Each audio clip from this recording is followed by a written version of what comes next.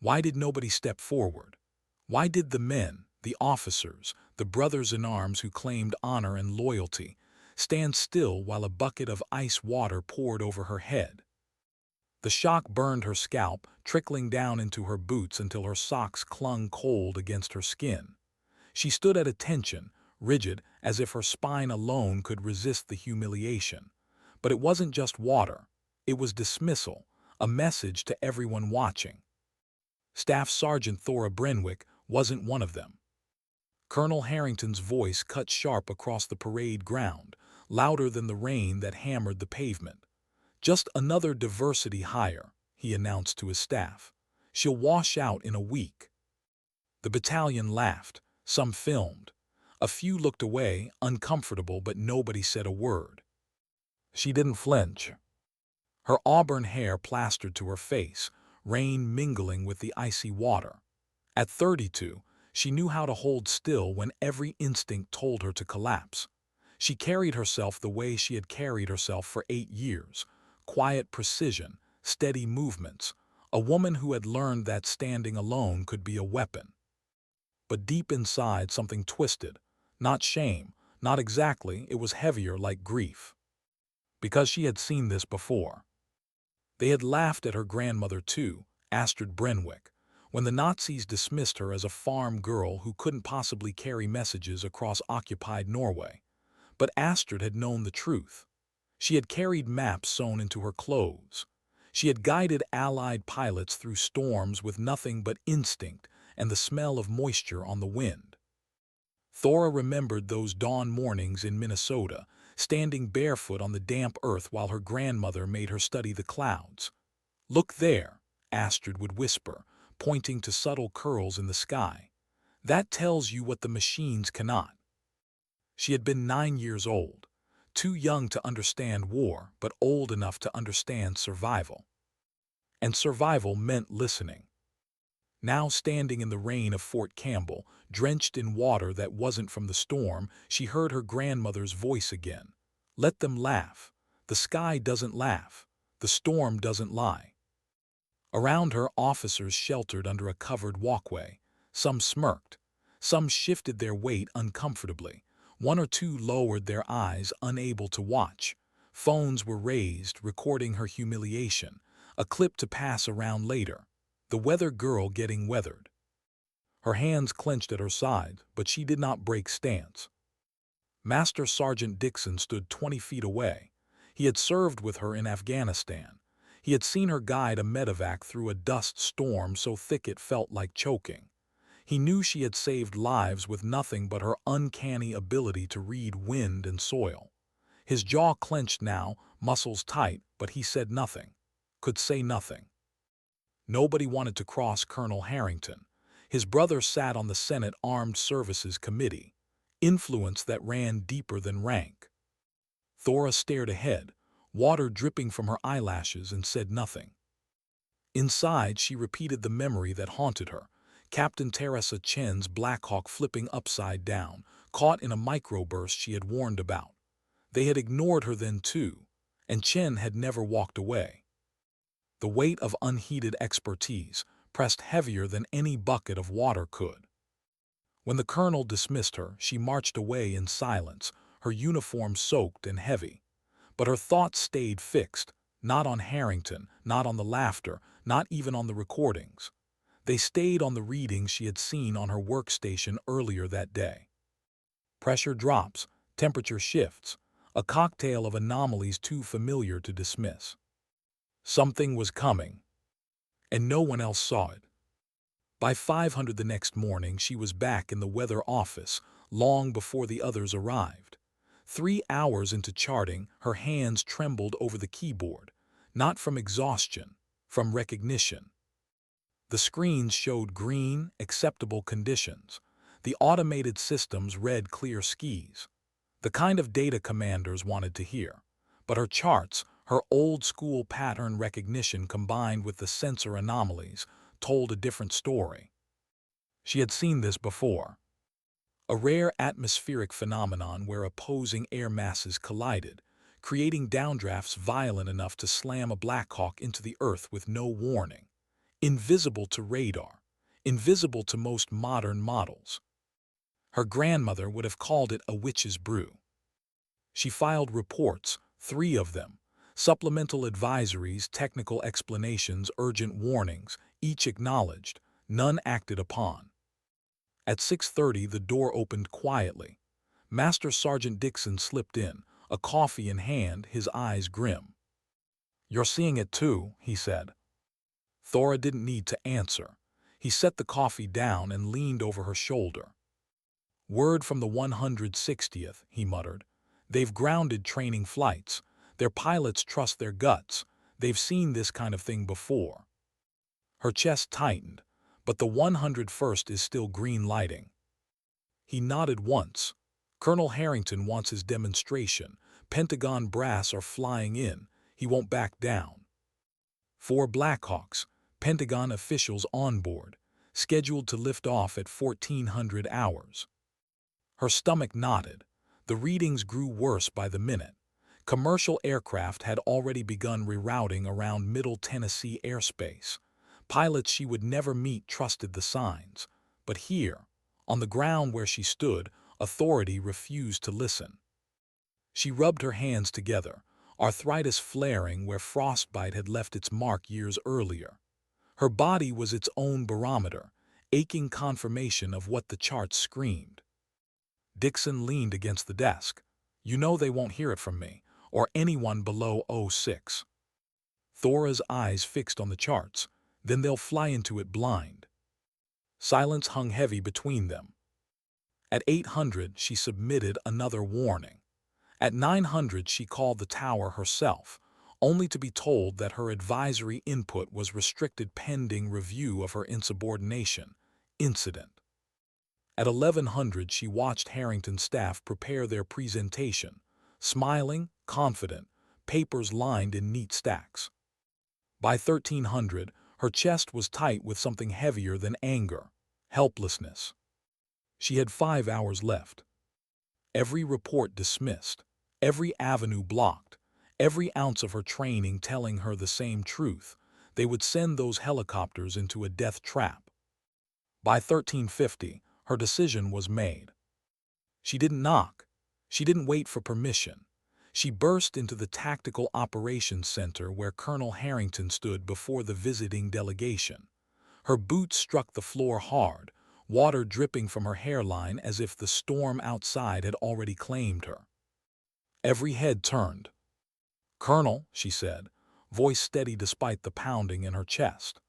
"Atmospheric data indicates severe downdraft probability exceeding aircraft limitations within the demonstration window." The room froze. She placed her tablet on the table in front of the Secretary of Defense. Live pressure readings, sensor anomalies, hand-drawn overlays, a storm nobody else wanted to see. Harrington's face flushed. "Remove her." But before the MPs could move, the secretary raised her hand. A former Navy pilot, someone who understood what was at stake. She studied the data. Thora stood silent, her pulse hammering in her ears. She had nothing left but this moment. "Ma'am," she said quietly, pointing at the overlay, "within the next 10 to 15 minutes, a mesocyclone boundary will cross this flight path. It won't appear on radar, but it will tear the aircraft from the sky." The secretary compared her charts against live Doppler imaging. And she saw it too. The room shifted, quiet at first then urgent, orders barked, calls made, aircraft grounded. At 1407, they stood at the windows and watched. A violent downdraft tore through the demonstration zone, ripping 40-foot trees from the earth, slamming an empty fuel truck across the tarmac, exactly where the helicopters would have hovered. No one spoke. The silence said everything. Thora did not gloat. She did not smile. Her chest did not swell with victory. She simply stood there, drenched in the light of vindication, thinking of her grandmother's whisper, "The storm doesn't lie." But the weight of what could have been pressed down on her shoulders. How close they had come, how fragile survival was, how easily pride and arrogance could end lives. Outside, the storm raged. Inside, a colonel's power crumbled. And for the first time in years, Thora Brenwick felt the faint, fragile flicker of hope that maybe, just maybe, the truth would matter. Why didn't anyone look her in the eye? The storm had passed, the winds subsiding as quickly as they had risen, but the tactical operations center remained hushed. Papers lay scattered on the briefing table where hands had once rested confidently. Now those hands fidgeted, adjusting collars, clicking pens, pretending to study anything but the woman who had just altered the fate of an entire base. Thora Brenwick stood alone near the window, water dripping from her boots onto the polished floor. The violent gust outside had torn branches from trees, slammed a fuel truck across the tarmac, and left debris scattered like warnings carved into the earth. It was undeniable. The helicopters that had been set to lift off at 1400 hours would never have survived. And yet not one officer spoke to her. Colonel Harrington's jaw was tight, his knuckles white as he gripped the edge of the table. His authority had evaporated in real time, but he clung to it with the desperation of a drowning man refusing the lifeboat. He muttered something about overreaction, about unverified methods. His words rang hollow against the evidence outside. The Secretary of Defense said nothing at first. She simply closed Thora's tablet, slid it back toward her, and exhaled through her nose, a sound of both relief and calculation. Grounding was the right call, she said finally. Her voice was calm, steady, decisive. Nobody argued. But Thora felt no victory. Her stomach still twisted as if the winds were inside her, tearing through her ribs. She had stopped a disaster, yes, but it hadn't been because they believed her. It had been because she forced their hand. And in the army, forcing hands came with consequences. By 1500 hours, she was back in the weather office, the storm outside breaking into soft, exhausted rain. She closed her grandmother's barometer case, the old brass needle quivering still. It had warned her the way it always had, the way machines never could. Dixon leaned against the doorframe, arms folded, watching her. "Hell of a gamble," he said. She turned toward him, her expression unreadable. "It wasn't a gamble." "No," he admitted, "but that's how they'll spin it." The words sank heavy. She already knew he was right. By 1600 hours, whispers ran through the halls, officers muttering about protocol, captains replaying the storm footage on their phones, already crafting new jokes to mask their unease. She was no longer the weather girl who had been humiliated. She was the woman who had humiliated a colonel. And that in the army was dangerous. That night she lay awake in her barracks bunk, staring at the ceiling as rain tapped against the window. She thought of Captain Chen again, thought of the others who hadn't made it home because warnings had been ignored. And for the first time in years, she wondered if speaking up had been enough, or if she had simply painted a new target on her own back. At 700 the next morning, the summons came. A meeting not optional. The conference room was colder than the rain had been. Colonel Harrington sat stiff, his face carefully blank, but the flush on his neck betrayed his fury. Across from him, the Secretary of Defense sat flanked by her aides, her posture relaxed, her gaze sharp. Thora entered in silence, saluting, then standing at parade rest. "Staff Sergeant Brenwick," the secretary began, her voice even. "Your methods yesterday, explain them." Not hostile, not friendly, just direct. Thora swallowed. "Ma'am, I combine automated sensor readings with manual observation, pressure differentials, cloud formations, temperature shifts that don't register in standard models. My grandmother taught me to read natural signs. I integrated those skills into AWS data during my deployments." The secretary tilted her head slightly. "Not standard procedure." "No, ma'am." "And yet accurate." "Yes, ma'am." Silence, papers shuffled. Harrington shifted, clearing his throat, about to interject when the secretary raised her hand again. He fell silent, the color in his cheeks deepening. Thora's pulse thundered in her ears. The secretary leaned forward. "Do you understand what almost happened yesterday?" "Yes, ma'am." "Do you understand what your actions prevented?" Thora hesitated, then answered quietly, "Casualties." A pause, long, heavy. The secretary studied her as if weighing more than just the report, weighing her. Finally she nodded. "That will be all, Staff Sergeant." "Dismissed." Thora saluted, turned, and left, her heart pounding as though she had run miles. Dixon found her an hour later, sitting on the edge of her bunk, hands folded tight. "You just changed your career," he said simply. She shook her head, or ended it. But 2 weeks later, the report came down. Colonel Harrington, reassigned, quietly, to a training post at Fort Knox, stripped of the command he had used like a weapon. His brother's influence couldn't shield him from a Secretary of Defense who had almost watched her people die. And Thora orders, a reassignment, not punishment, not dismissal, advancement. Fort Huachuca, weather forecaster course, a gateway into special operations planning. When she opened the envelope, her hands trembled. Dixon smiled faintly. "Told you, changed everything." She wanted to believe him, but as she folded the orders back into the envelope, a quiet weight pressed down inside her chest. Recognition came at a price, and she had paid it in silence, humiliation, and the memory of a storm that had almost killed dozens. Weeks later, a letter arrived, handwritten, from one of the Black Hawk pilots scheduled to fly that day. "My daughter just turned 5.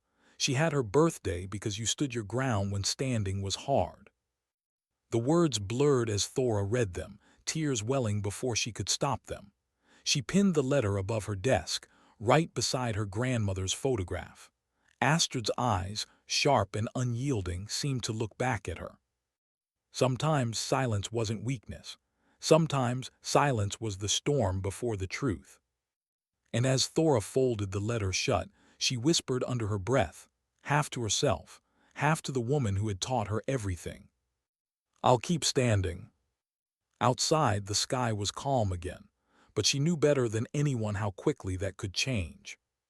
Why did her boots feel heavier when she stepped off the bus? The Arizona sun baked the tarmac at Fort Huachuca, its heat wrapping her like a blanket too heavy to bear. She adjusted her rucksack, sweat already trickling down the back of her neck. New orders, new posting, new eyes. And still, the same storm followed her. The plaque they had hung in the aviation weather office at Campbell meant nothing here. The whispers hadn't stopped at the Kentucky border. In the Army, reputations traveled faster than orders. Staff Sergeant Thora Brenwick, the woman who had stormed into a tactical operations center and embarrassed a colonel in front of the Secretary of Defense. Some called her brave, others called her reckless, most didn't know what to call her at all. The training cadre eyed her as she signed in, their expressions polite but distant. They had read her file. They knew the story, or at least the version that circulated. She swallowed the knot in her throat. Fort Huachuca was Fort Campbell. It was an academy of precision, a crucible for analysts who would shape the planning of missions most soldiers never heard about. Here, mistakes didn't just cost aircraft. They cost operations. They cost lives. And Thora knew they were waiting for her to stumble. The first week passed in silence.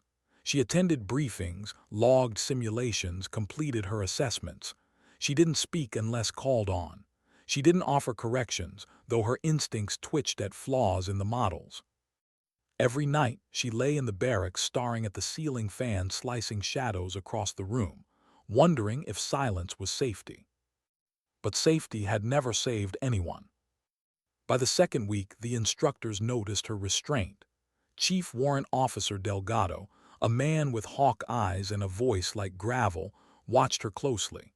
He had served in Afghanistan. His left hand trembled slightly when he wasn't paying attention. One morning during a simulation review, Delgado pointed at her. Brenwick, you're quiet. Why? Every eye turned. Her pulse quickened. She thought of Harrington, of water dripping from her hair, of laughter under covered walkways. I'm here to learn, sir. Delgado tilted his head. You're here to contribute. Tell me what this model isn't showing. The room waited. Screens glowed with automated projections, weather clear, safe for air mobility in the simulated corridor. She leaned forward slowly.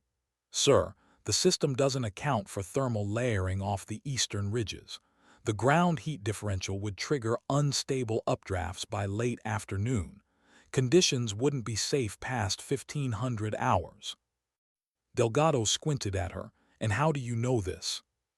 She swallowed. Observation, pattern recognition. The machines don't see everything. The room went quiet.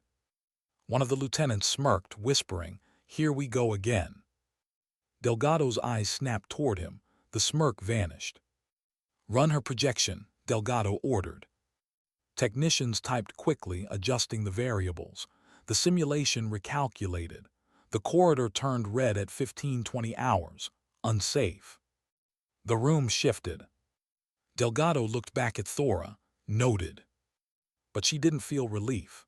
She felt the same tightness in her chest she had carried for months, the weight of being right when nobody wanted her to be. That night she sat outside the barracks on the concrete steps, staring at the desert horizon. The sun bled orange into purple. The sky was beautiful, but all she felt was tired. A voice broke her silence. "You know, you scare them." She turned. A woman in PT gear stood a few steps away, arms folded loosely. Lieutenant Aaron Vance.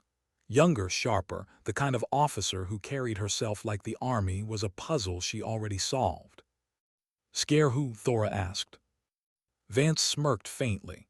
"Everyone.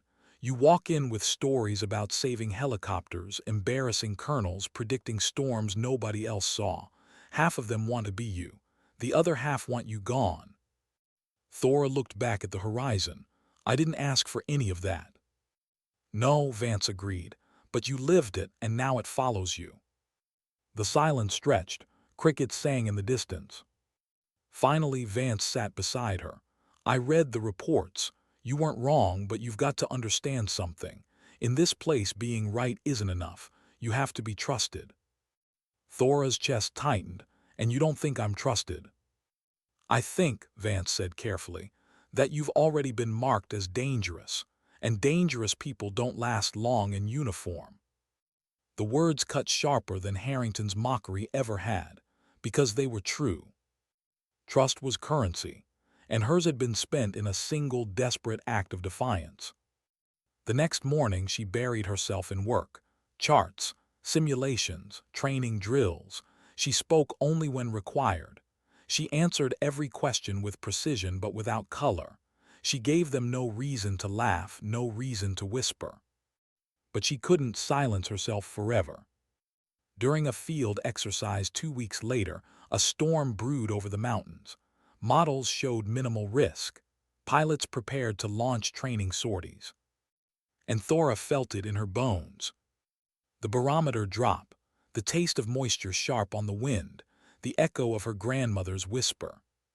She walked to Delgado, heart pounding. "Sir, cancel the launches." He frowned. "On what grounds?" She hesitated. Every eye turned. Vance watched from the edge, expression unreadable. Finally, Thora drew a steady breath. "On the grounds that the models are wrong." Delgado's jaw clenched. "You better be damn sure." "I am."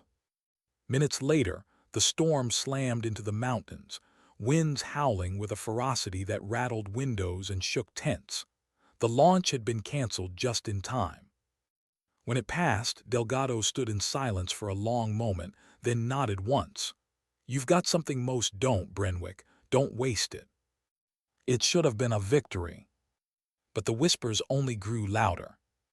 Dangerous, reckless, the weather witch. And though she carried the quiet satisfaction of being right, the isolation deepened. That night, Vance found her again. "You proved yourself," she said. Thora shook her head. I proved a storm, not myself. Vance studied her carefully. You know what your problem is. You don't want to be a story, but you already are one, and stories spread whether you like it or not. Thora closed her eyes, exhaustion heavy in her chest. Then maybe I don't belong here. Vance's voice softened. Or maybe this is exactly where you belong, because the rest of us are too blind to see what's coming. The desert wind shifted, carrying the scent of rain again. And Thora wondered if she would ever escape the storms that followed her, or if she had been born to walk through them, alone, again and again. Why did the desert sky look so calm when she felt nothing but unease? The briefing room at Fort Huachuca hummed with low conversation. Charts glowed across the wall, mission outlines scrolling on screens. Special operations planning staff clustered around tables, their voices clipped and purposeful. Thora Brenwick stood at the back, her notes clutched in one hand. She wasn't supposed to speak unless asked. She knew that. She had learned that silence was safer, but her stomach tightened as she scanned the data on the board. Something was wrong. The models showed favorable conditions for a planned training exercise, an airborne insertion with a ranger company just outside Tucson. Air mobility clearance had been stamped, pilots briefed, everything green. But she saw it, the tiny pressure irregularities, the way the isobars twisted tighter than the models admitted. Her grandmother would have pointed to the horizon and said, "The sky hides its teeth until it doesn't." And Thora felt those teeth. Chief Warrant Officer Delgado caught her eye across the room. His look was sharp, questioning. He had seen her freeze simulations before. He had seen storms prove her right. He gave a small nod. "Speak." Her throat tightened. "Sir," she said quietly, stepping forward, "these readings don't account for convective surges along the western ridge. By 1900 hours, conditions could degrade to dangerous levels for low-altitude flight." The room stilled. Officers turned. Some frowned, some smirked. The whisper of the weather witch rustled at the edges. The operations officer raised an eyebrow. "The models disagree, Staff Sergeant. Forecast is clear skies. Are you second-guessing AWS again?" Her hands clenched. She kept her voice steady. "Not second-guessing, sir. Supplementing. The models are incomplete." A captain leaned back in his chair, arms crossed. "Here we go again." But Delgado's gaze didn't waver. "Run her analysis." Technicians keyed in her variables. The simulation shifted. At 1830, the corridor turned unstable. At 1900, red. The captain's smirk faltered. The operations officer cleared his throat. "Adjust training timeline. Launch window ends 1730. Orders moved quickly. Plans rewritten. Pilots notified. And Thora stood still, her pulse hammering. When the room emptied, Delgado lingered. He studied her for a long moment before speaking. "You understand what you carry, don't you?" Her voice was barely above a whisper, a responsibility. "No," he said, shaking his head. "A burden. Most of us go our whole careers never knowing if we were truly the difference between life and death. You don't get that luxury. You'll know, every time." His words sank like stones. She thought of Captain Chen again, of the Black Hawk pilot's letter, of her grandmother's barometer. And she wondered if knowledge was a gift or a curse. The exercise ended safely. Pilots confirmed turbulent spikes as predicted. Rangers landed without incident. Command noted weather adjustments in the after-action review. No credit, no mention, just the absence of disaster. But in the quiet, that was enough. Weeks passed. Thora buried herself in study, in pattern analysis, in the rhythms of the sky. She spent evenings with Lieutenant Vance, who pushed her with sharp questions, sometimes challenging, sometimes supportive. Vance seemed fascinated by her, not just her skill, but her solitude. "Do you ever wonder if you're too good?" Vance asked one night, sitting on the steps outside the barracks. Thora frowned. "Too good." Vance shrugged. The rest of us, we lean on the system. We trust the models. But your instincts cut deeper. That scares people, makes them wonder if they even belong in the same room. Thora stared at the stars above the desert. I don't want to scare anyone. I just don't want people to die because we didn't listen. Vance's voice softened.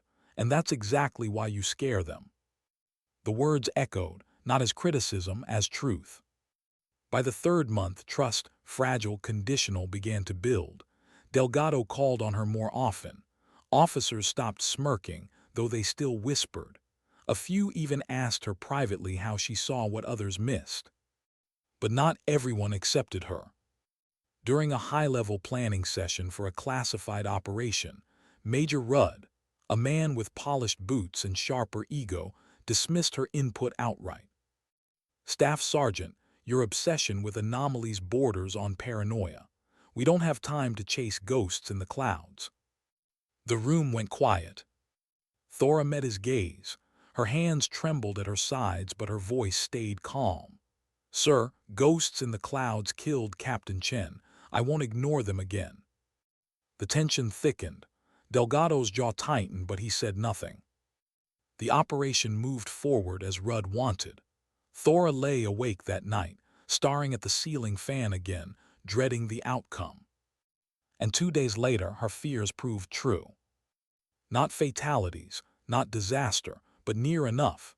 Aircraft rerouted mid-mission, turbulence scattering formations, plans delayed, outcomes compromised.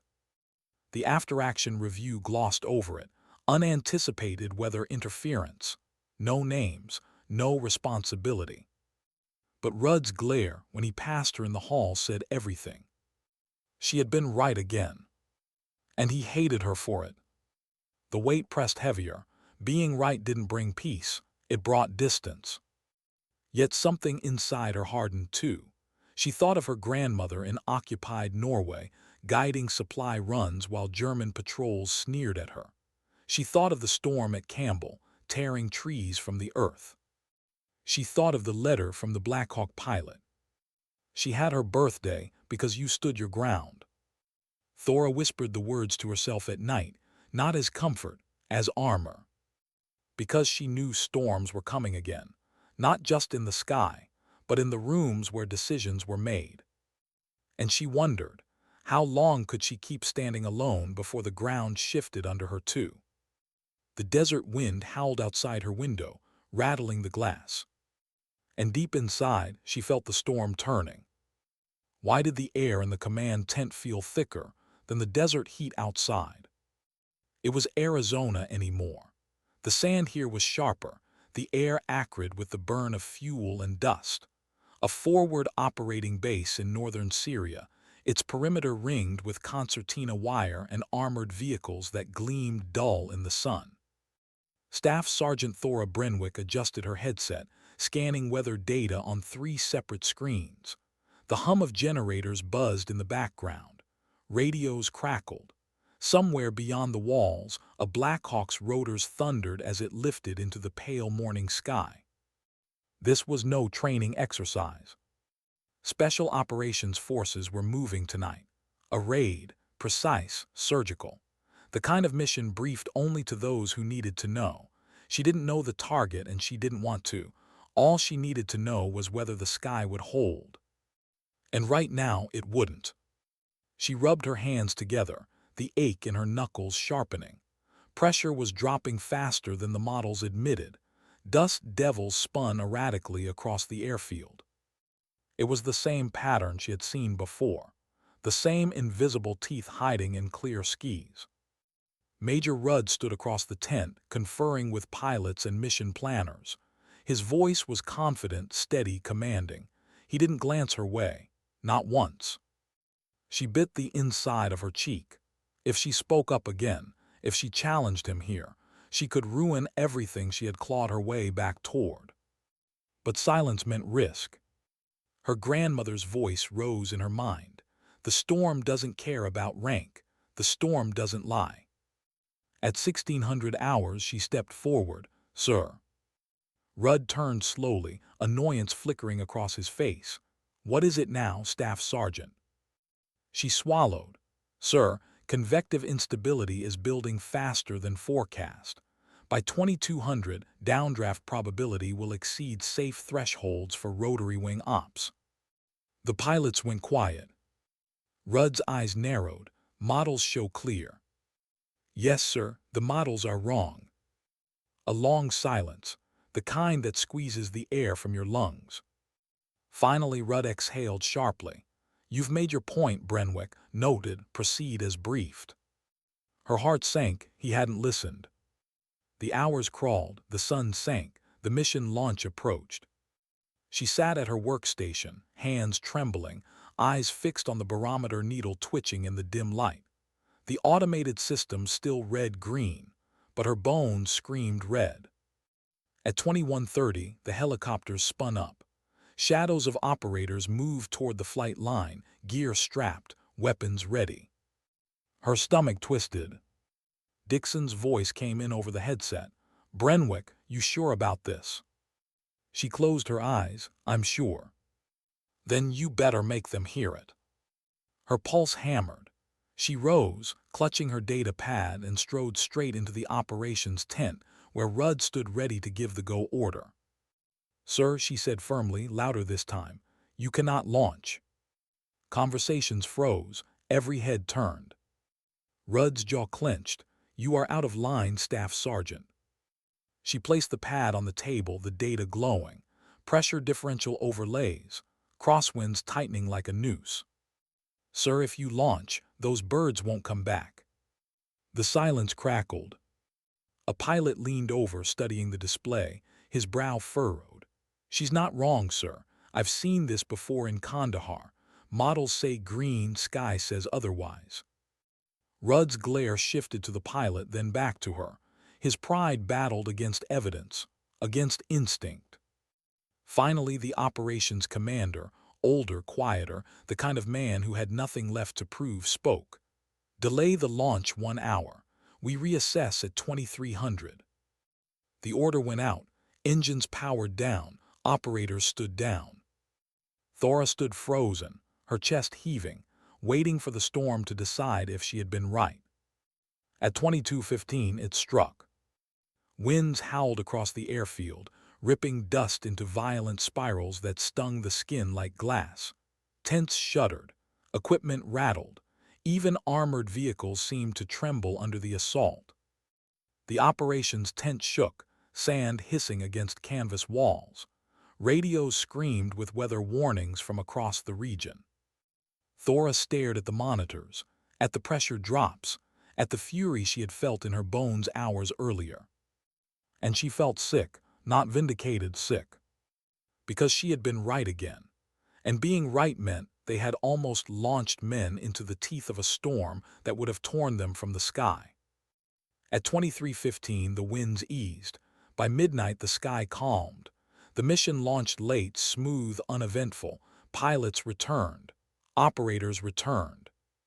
No casualties. But the quiet in the operations tent afterward was heavier than any storm. Rudd avoided her eyes. He gave no acknowledgement, no word of recognition.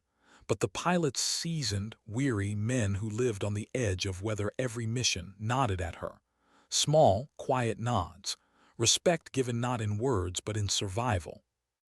Back in her bunk, she sat in the dark, her hands trembling. She thought of the letter pinned above her desk back at Huachuca. She had her birthday because you stood your ground.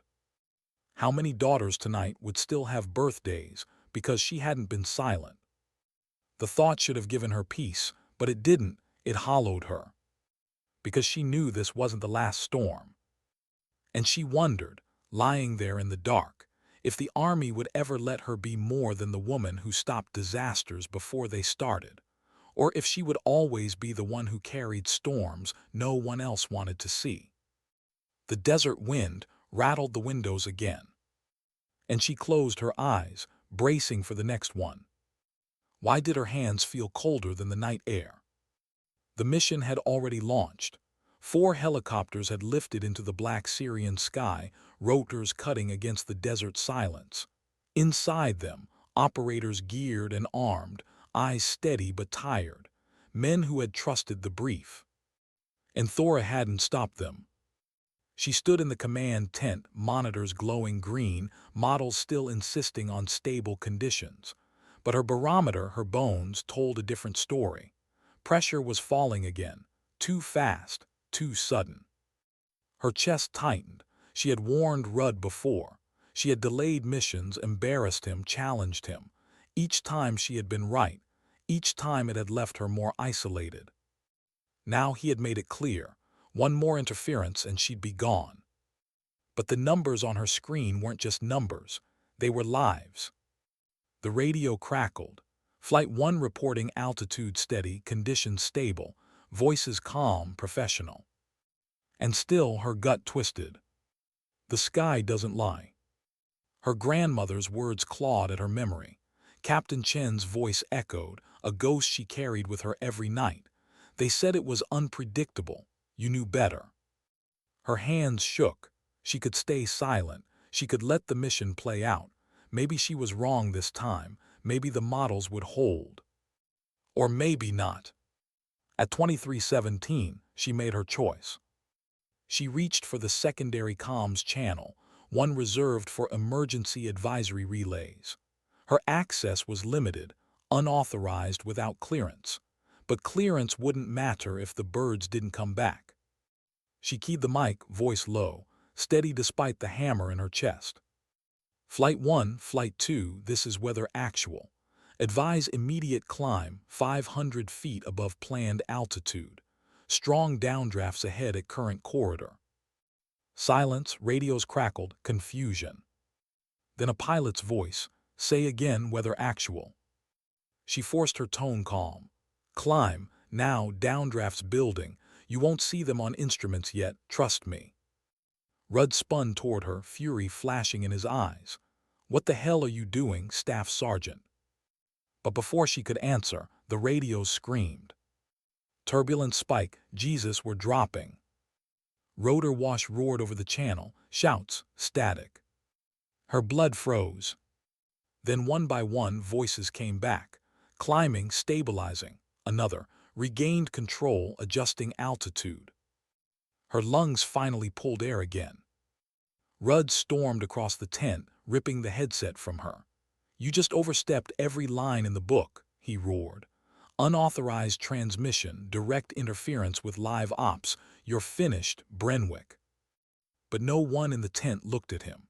Their eyes were on the monitors, on the radar feeds, on the flight paths showing steady again where chaos had almost taken hold. The older operations commander's voice cut through the tension, low but firm. Stand down, Major. Rudd froze. The commander's gaze shifted to Thora, not warm, not friendly, but steady. Staff Sergeant, explain. Her throat felt tight, but she forced the words out. Pressure anomalies indicated severe downdrafts. Models missed it. I acted. The silence stretched. Finally, the commander nodded once. Pilots. Over the radio, one voice came through, calm now but edged with something raw. Weather actual just saved our asses. The room shifted. Rudd's face went pale. Thora's knees trembled, but she stood straight, her jaw tight. She had crossed the line. She knew it. But so had the storm. By 200, the mission concluded. Operators returned, dusty, tired, alive. One by one, they disembarked, faces unreadable, weapons slung. They passed her without speaking, but every glance told her what words didn't need to. She had been right again. But this time, the cost wasn't just weight on her shoulders. This time, she had defied the very structure that kept her in uniform. At dawn, she sat alone outside the tent, the desert air sharp in her lungs. Her hands still trembled, her knuckles white against her knees. Dixon found her there, his boots crunching softly in the sand. He lowered himself beside her, offering a thermos of coffee. You know what you just did, he said quietly. She nodded, staring out at the horizon. I broke the rules. No, he corrected, you broke him. She didn't answer. He sighed. They'll come for you, paperwork, investigations. Words like insubordination, conduct unbecoming, they'll try to bury you. Her voice was hollow, and if I'd stayed quiet. He looked at her for a long moment. We'd be writing letters to families right now. She closed her eyes, tears threatening, but she refused to let them fall. The army would not remember her grandmother's barometer. They would not remember the ache in her bones, the storm she had smelled before it struck. They would remember paperwork, violations, protocol. But the men in those helicopters would remember too. And maybe, just maybe, that was enough. At 900 she stood before the commander again. His office was dim, maps pinned to walls, the air thick with stale coffee. Rudd sat stiffly at one side, his rage simmering silent now. The commander folded his hands. Staff Sergeant Brenwick, your actions last night prevented potential aviation casualties. That is not in question. Thora's pulse quickened. However, he continued, voice steady, your unauthorized transmission violated chain of command. That is also not in question. Her stomach dropped. He studied her for a long moment. In war, Staff Sergeant, there are rules and then there are realities. Sometimes the two don't meet. You made a choice. You'll carry its weight, good or bad. She swallowed hard. Yes, sir. You're confined to base until higher review. Report back here at 1800 for orders.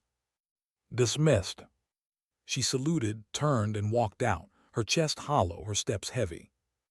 Outside, the desert wind whipped against her face. She thought of the Black Hawk pilot's letter.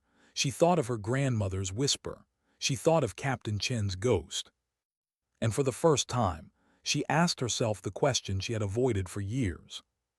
How long could she keep standing before the storms she carried finally broke her too? The horizon shimmered with heat. The sky looked calm.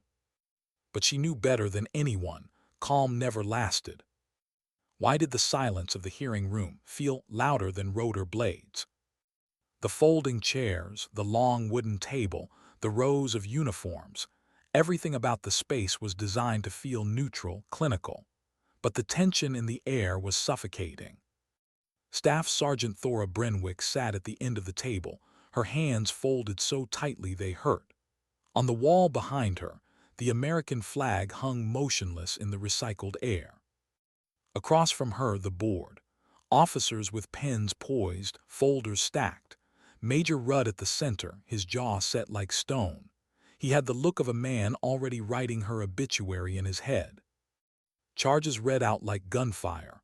Unauthorized transmission, breach of chain of command, insubordination in a combat zone. Words that weighed heavier than any storm. And yet, none of them mentioned the helicopters that had returned safely. None of them mentioned the men who were alive, because she had spoken. The chair of the board cleared his throat. Staff Sergeant, do you have a statement? Her mouth felt dry. Her heart thundered against her ribs. What could she say? That the storm had whispered to her. That her bones ached with warnings machines couldn't read.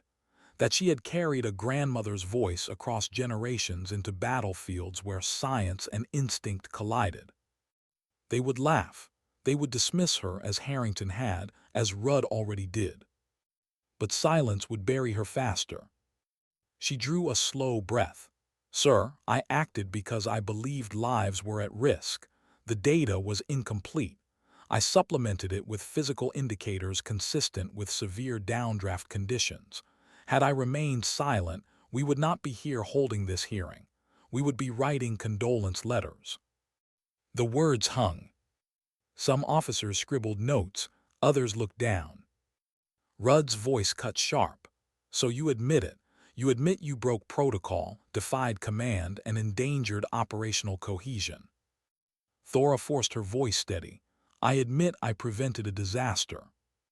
The clash in the air was palpable, pride against survival, rank against truth. The chair leaned back, exhaling. We will deliberate. You will be notified of the outcome. Dismissed. She stood, saluted, and walked out, her legs trembling with each step.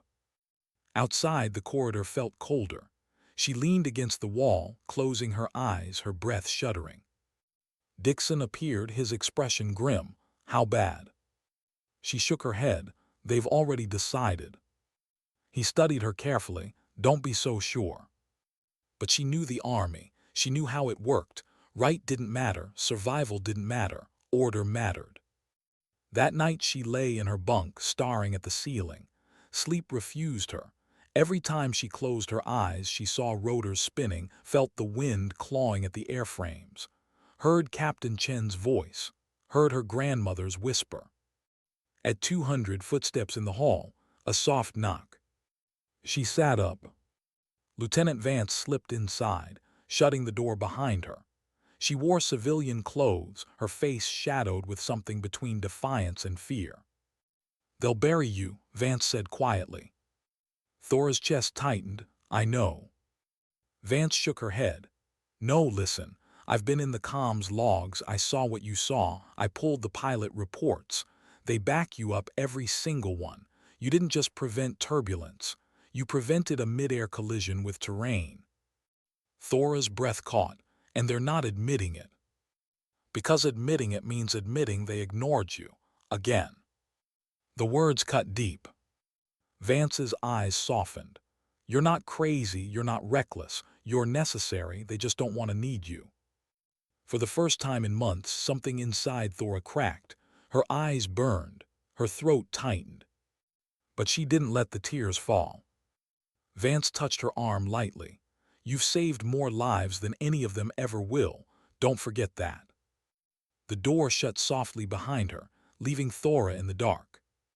By dawn, the desert was already blazing. She stood outside, watching the sun rise over jagged ridges. The sky looked calm, always calm until it was. At 900, the verdict came. The board convened. The decision read: no court-martial, no discharge, but a reprimand, official, permanent. It would stain her record forever, a scarlet letter sewn into her file. The reasoning was clear. Exceptional skill demonstrated under duress, but conduct inconsistent with chain of command expectations. Retained in service, reassigned for further evaluation. Reassigned again. Rudd's lips curved in a thin smile as she saluted and left the room. Back in the tent, Dixon found her packing. His voice was quiet. "Could have been worse." She said nothing. He stepped closer. "Could have been better, too." She zipped her ruck with shaking hands. That evening, as she boarded the transport back to the rear base, she caught sight of the pilots she had warned. They didn't call out, didn't wave, but one raised his hand in a small, deliberate salute. It wasn't protocol. It wasn't for anyone else to see. It was for her. Her chest tightened, her throat aching. She returned the gesture, a flicker of pride buried under exhaustion. Because in the end, that was all she had left. Not recognition, not medals, not career advancement. Just survival. And the quiet knowledge that storms listened to no rank, and she had listened when no one else would. But as the transport lifted, the desert shrinking beneath her, she wondered if even survival would be enough to save her from what was coming. Because storms always returned. And this time, she wasn't sure she'd survive the next one. Why did the air feel still, as if the world itself was holding its breath? The mission was classified, details blurred even for those inside the planning circle. All Thora knew was location, the mountains of northern Iraq. Terrain jagged, weather unpredictable, routes narrow. Special operations operators would insert by night, exfil before dawn. High stakes, no room for error. And she was back in the chair. Not by choice. Reassigned, reprimanded, marked as problematic in her file, but necessary. Always necessary when the sky itself refused to be trusted. The operations tent buzzed with tension. Maps stretched across tables. Radios hissed. Officers hunched over laptops, their faces grim. Her monitors glowed again.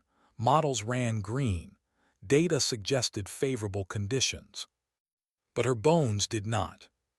She rubbed her hands together, the ache deep, her fingers stiff with the memory of frostbite. The barometer needle quivered, a faint but certain tremor.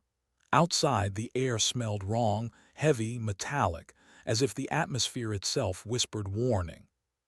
She stared at the charts, at the neat lines that told a comfortable lie. Her stomach knotted. Across the tent, Major Rudd's replacement, a colonel she didn't know well, paced with sharp precision. Unlike Harrington, unlike Rudd, he didn't sneer at her presence, but he didn't trust her either. Not yet. She thought of Vance, back at Huachuca, who had told her she scared people. She thought of Dixon, who had called her choices a burden. And she thought of the pilots, the men who had looked her in the eye after returning alive. At 2100, the operators boarded the helicopters.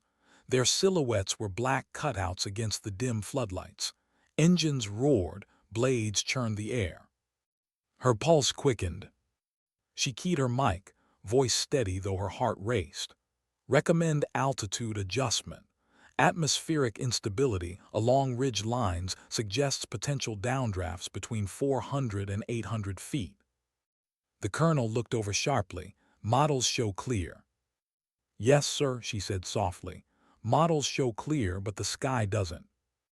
The room stilled. For a long moment, silence. Just the steady whine of electronics, the distant chop of rotors. Then the colonel gave a small nod. Adjust altitude, execute. Relief surged through her so fast she almost sagged in her chair. The helicopters lifted into the night. She stared at the radar feeds, barely breathing. At 2137, the storm came, sudden, fierce. Winds howled across the mountains, invisible to radar but merciless in the air. Downdrafts clawed at ridgelines, throwing dust into violent spirals. For minutes that stretched like hours, the radio filled with turbulence reports, pilots straining, adjusting, holding. But none fell. At 2142, the winds eased. At 2145, the radio steadied. The formation pushed through. Mission continued. And in the tent, no one spoke. Not about her, not about the models, not about how close it had been. At 3:30, the helicopters returned. Operators disembarked, faces shadowed with exhaustion, gear coated in dust. One paused as he passed her station, eyes locking with hers. No smile, no words, just a quiet nod.